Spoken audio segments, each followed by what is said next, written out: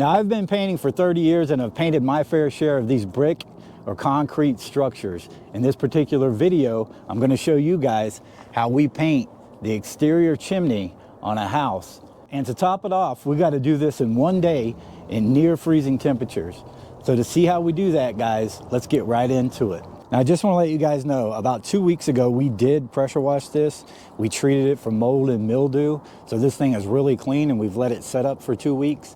So that's going to be the first thing you're going to want to do, you guys, and let that thing really dry. So we have to have this done today because it's going to snow tomorrow.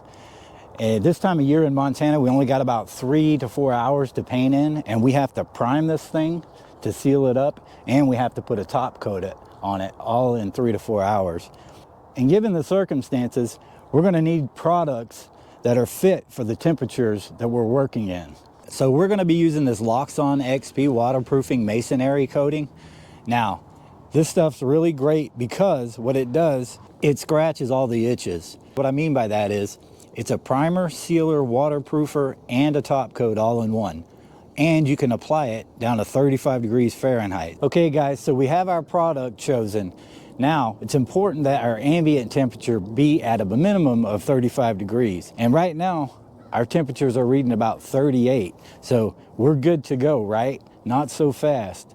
One of the things you want to consider is the temperature of the surface of the material you're going to be painting. So to remedy that, we're going to be using an infrared thermometer to test the surface of the material we're going to be painting. And as you can see right here, it's 26 degrees.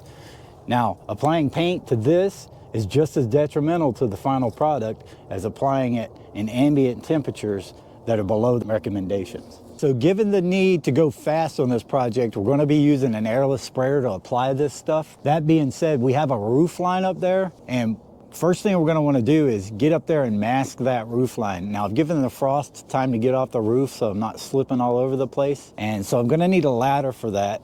Also, you can notice that we've gotten here before the siders are here, and that's a real advantage, so we don't have to mask that siding off. We can just let our overspray get on that tie vac there. So while we let that surface temperature get up to a temperature that we can paint at, we're going to go ahead and we're going to mask off our roof line. We're going to be using a 3M hand masker, and the tape I'm using is 3M 2020. I like this tape because it has a strong adhesive and a fairly strong mache on it, and the mache is just the paper that's on the back.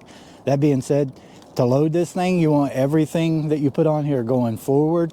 So I put my tape on so it unrolls this way because ultimately it's going to go through here. Now, same with my paper. I want it to unroll over the top. And we just put that on there like that. And then we take our tape and we put it right there.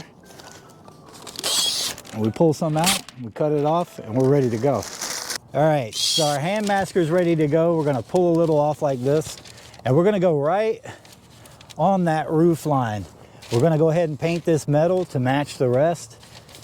And then as you're going down, just make sure as you're applying this tape, you really press down on these edges. You almost want to see the actual roofing material start coming through the tape. Almost, but not quite.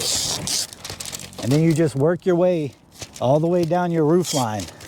Now what this masking does is it protects your roof from the paint we're going to get right here, because our spray is going to go right here.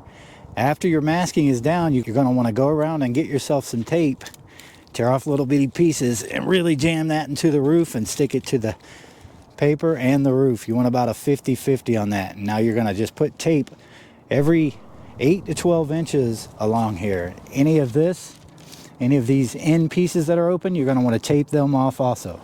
Now, while I was masking my roof line up there, I just came over to my fascia and went ahead and masked that off. And since our soffits and fascia are going to remain this white color, just how we mask the roof line and out here our fascia, we're going to run our masking up to our soffit, extend it a little ways down so that we don't get any overspray on that. Okay guys, so we got our masking done. Now we're going to recheck the surface temperature of our wall, and we're going to see if we're ready to spray yet.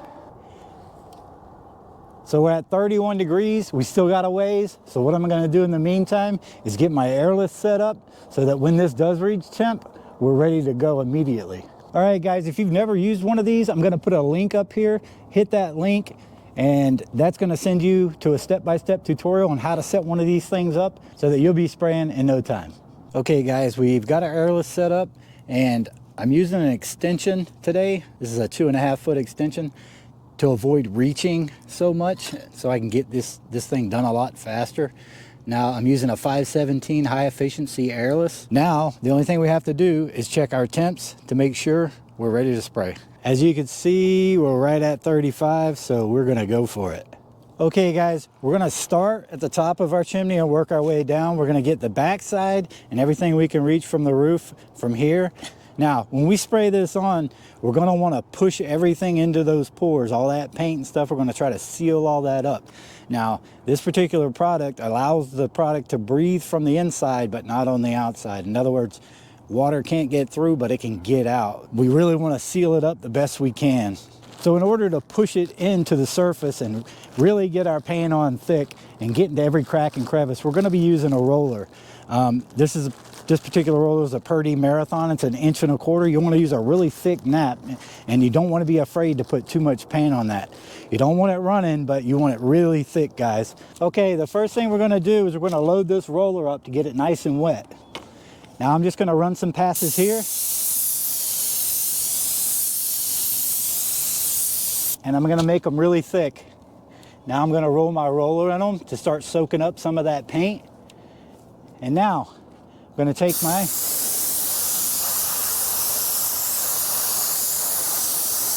roller nap and spray directly into it. And I want to keep doing that until nice and soaked.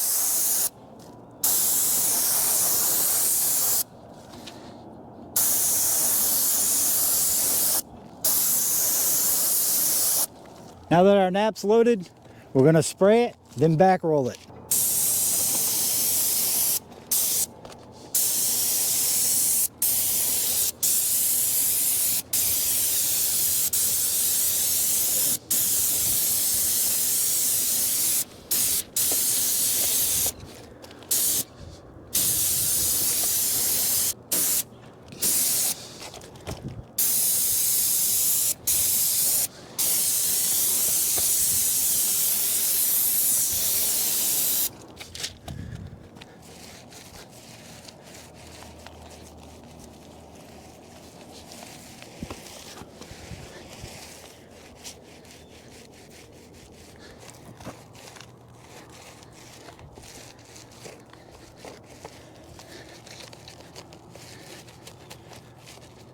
Now, if you guys notice, I'll spray and I'll stop before I get to my edge.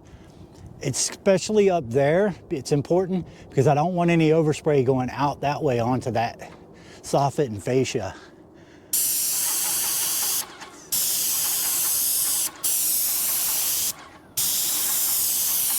So I'll leave on the edge here just a little bit. And then when I back roll into it, I'll just drag this over to the edge and face it off.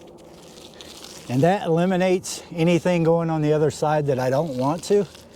And since that soffit and fascia is so close, I'm trying to avoid hitting that. And another thing, guys, you really want to push down on this.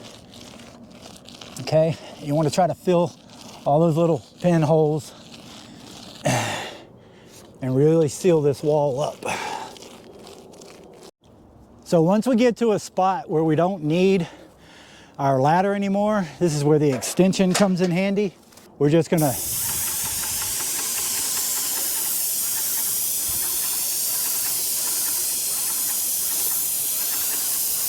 spray a whole bunch on.